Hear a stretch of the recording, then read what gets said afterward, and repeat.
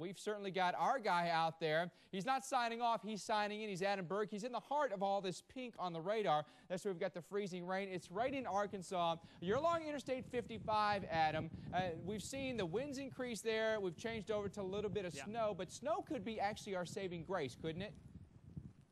Absolutely, and I still feel the sleet. You know how I know there's sleet? Because it's pelting me in the face. You feel it.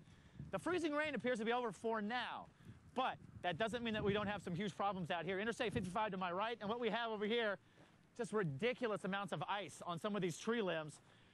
I was mentioning earlier, maybe a quarter to a half inch. I mean, some of this looks like maybe we're a half inch to about 3/4 of an inch of ice.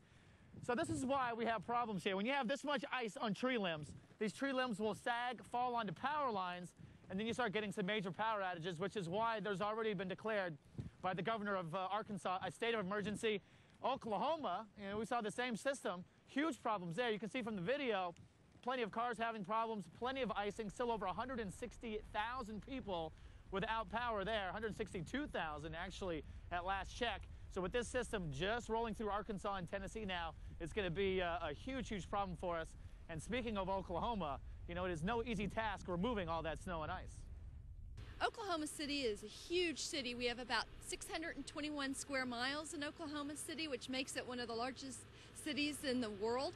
And we have 13,000 lane miles in Oklahoma City. That would be if you were to drive from LA to New York twice. So we just have an incredible amount of space that we have to cover. And as a result, we only cover about 1,000 of those lane miles on emergency snow routes.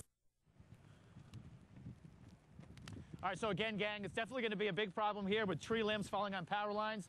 So we're going to have some huge power outages, no doubt about it. And Interstate 55 to my right, people are driving actually pretty quickly on these roads here. It's making us a little bit nervous. Definitely not good for travel. Folks need to slow it down. Paducah, north of here, we expect actually all snow, which is much better than what we're dealing with here. The forecast going for about 4 to 10 inches of snow. Should stay all snow all the way through the period.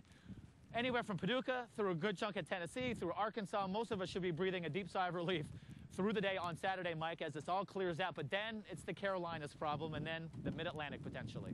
Yeah, and then the Atlantic Ocean. We just get in the Atlantic Ocean, that'd be nice, right? Adam, thank you. Obviously tough conditions there in Arkansas.